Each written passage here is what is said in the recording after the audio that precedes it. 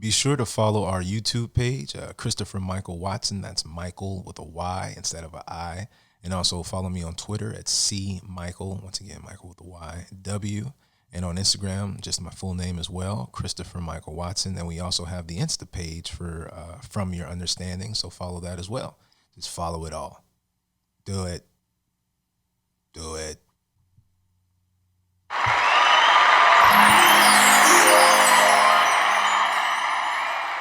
You know what time it is. Welcome back to From My Understanding, hosted by Christopher Michael Watson. You're hanging in there with me.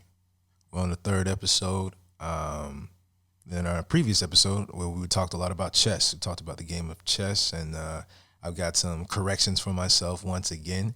The player who lost to the Deep Blue, which was the name of the machine that beat the chess master was Gary Kasparov, who I just was not given enough respect to. Obviously, this man is apparently like considered the best chess player to ever play. The highest rating in chess, they have things called ratings, and the highest rating you can get in chess is 3,000, and he holds the highest rating ever achieved, which is 2851. So Gary Kasparov, my bad, bro. I didn't know. And for today, we're actually going to keep it in Russia, which is where this man is from, Gary Kasparov. And we're going to talk about kettlebells, kettlebell workouts. I'm sure being in this quarantine, you have heard something about at-home workouts, kettlebell workouts.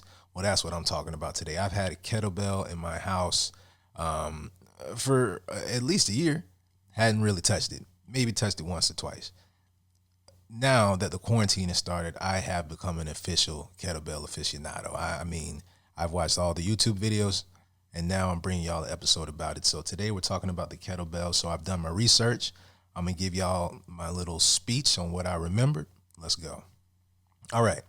As I said, kettlebells, at least as we know it today, pretty much comes from Russia. And actually, the kettlebell was used at first not for working out and exercise, but was used as a metric of measurement for things such as grains, other food, stuff like that in the markets of Russia.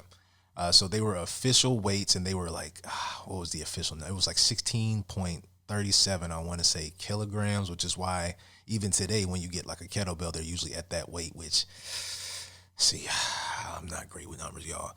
Which translates to like 30 something pounds, I think, here now. So, but I don't have one that heavy. I have a regular kettlebell, and it has served its purpose. And what's so great about kettlebells is that it allows for what research has shown is that working out with a kettlebell will help you in other areas of physical endurance and physical performance that you're not specifically training for. So if you're trying to get better at, say, pull-ups or jumping higher, using kettlebells helps overall in your physical health and boosting your physical aspects. So that's another amazing thing about it. And it's very low impact. It's not like really hurting your joints, hurting your muscles. And so you're able to work out for longer and quicker. There's a shorter recovery time.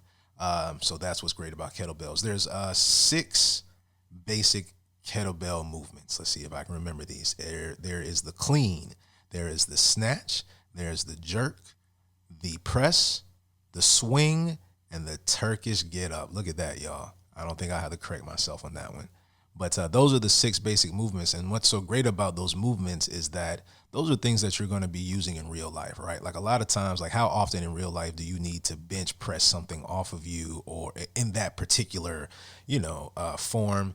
What's great about the kettlebell is that it's a wide formation, and it's actual functional movement. That's something else I'm really big on. I'm really big on function of things. I'm not, I drink my coffee black. I don't really put nothing in it because it's about function to me, right? Like I'm trying to get the benefit of the caffeine.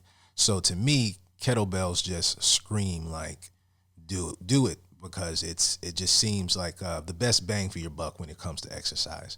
What else can I tell you about? I think the name before kettlebell, obviously kettlebell is the American or English translation.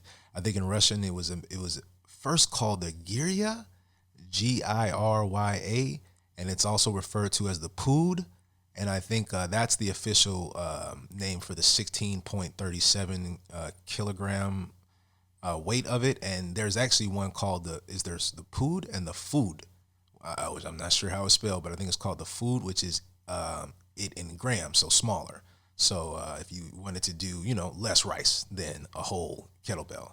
I forgot who added the hand weight to it at one point. I think in like the 1800s, some like physical therapist guy put the handlebar on the kettlebell to make it look more so like we know today. What else? Oh, I think I learned that in Russia, kettlebelling is the official ethnic sport of Russia. Learn two things there. Learn the official ethnic sport of Russia, and learn places had official ethnic sports. Was not aware of that. Anything else interesting? I think that might do it, man. I really, I vouch for kettlebells, especially right now. If you're in this quarantine and you're used to working out and you don't have room for a lot of equipment, you can't necessarily be jumping up and down in your house because maybe you're on a higher floor and there's people below you. You have to consider get a kettlebell, man. I think it'll really help take your physical training to the next apex at home as much as you can. All right, well, that'll wrap it up for today. I hope you all found this once again educational, if not entertaining.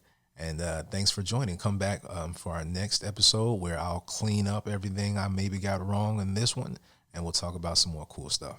All right, y'all. Peace.